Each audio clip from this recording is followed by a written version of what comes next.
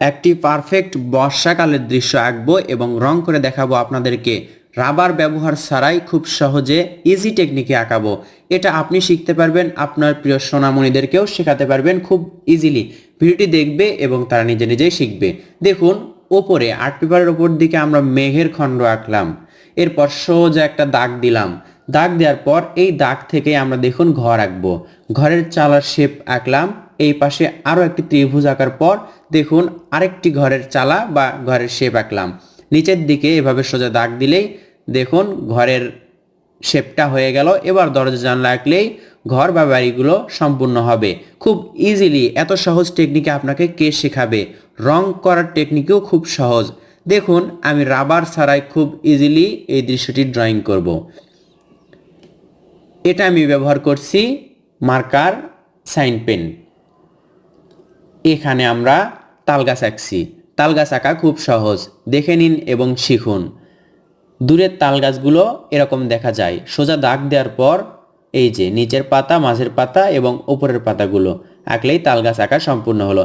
সহজ টেকনিকে আঁকতে হবে, এমনভাবে আঁকতে হবে যেন সবার বুঝতে সহজ হয়।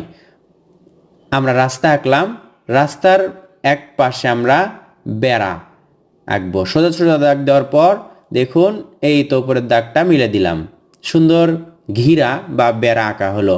এবার দেখুন এই জিগজাগ দাগ দিয়ে আমরা আঁকছি নদীর পার। নদীর পাড়গুলো ডাবল করলে উঁচু হয়। এখানে একটি নৌকা আছে, নৌকাটা পাড়ে বাঁধা অবস্থায় আছে, এজন্য আমরা একটি খুঁটি আঁকবো। খুঁটি দেওয়ার পর আমরা রং করব। ছবি আঁকা শেষ। কত সহজে ছবি আঁকলাম। কঠিন করে আঁকলে কিন্তু কঠিন হবে। সুন্দর আরও করা যাবে, তবে ছোটদের বা যারা নতুন অবস্থায় শিখছে তাদের আঁকতে কঠিন হবে। আমরা এটা চাই না, আমরা চাই সহজ করে শিখুক, সবাই যেন আঁকতে পারে। সহজ করে আঁকার পর সহজে রং করা ভালো। কঠিন বা হিজিবিজি বেশি আঁকার পর রং করতে অসুবিধা হয়। আমি যে রঙগুলো করছি খুব ইজিলি। দেখুন, এটা হচ্ছে হালকা গোলাপির মতো একটা রং। আপনি চাইলে হালকা খয়েরি রঙও আঁকতে পারেন। এবার দেখুন পুরোপুরি আকাশি রং আমরা নদীর পানিতে করছি, ধাপে ধাপে করছি। এটা হচ্ছে ম্যাটাডোর আর্টিজা sign pen, water colour brush pen বলতে পারেন। আপনার হাতে যে রঙটি আছে সেই রঙেই আপনি রং করতে পারবেন। তবে বর্ষাকালের সিনারিতে যদি গাঢ় রং হয় তাহলে সুন্দর লাগে। এই পাশে আমরা গাঢ় রং দিচ্ছি নদীর পাড়ে।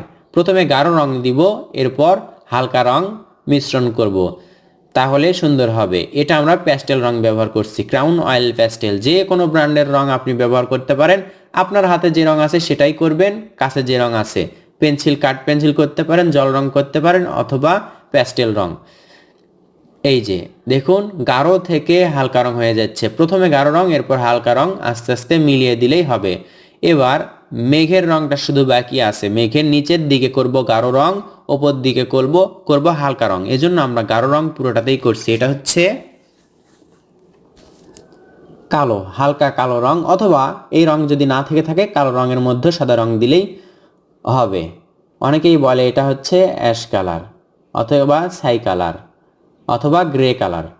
এরপর দেখুন আমরা সাইন পেন বা মার্কার পেন দিয়ে এগুলো পরিষ্কার করে দিলাম। এবার আমরা বৃষ্টির দাগ কিভাবে দিব, স্কেল দিয়ে যদি এভাবে আঁকতে পারেন একটু বাঁকা করে, তাহলে কিন্তু সুন্দর হয়। অথবা হাত দিয়ে এভাবে দাগ দিতে পারেন, নিচের থেকে উপর দিকে। নিচের দিকে মোটা দাগ হতে হবে এবং উপর দিকে সরু। এভাবে দাগ দিলে দেখুন সুন্দর একটি বর্ষাকালের দৃশ্য আঁকা সম্পূর্ণ হলো। কেমন লাগলো আপনাকে এটা কিন্তু কমেন্ট করে জানাতে হবে। অল্প সময়ে সহজ কৌশলে এভাবে আঁকুন এবং অন্যকেও শেখান, দেখবেন আপনার দৃশ্য বা ছবি আঁকা অনেক সুন্দর হচ্ছে। ধন্যবাদ সবাইকে। আসসালামু আলাইকুম।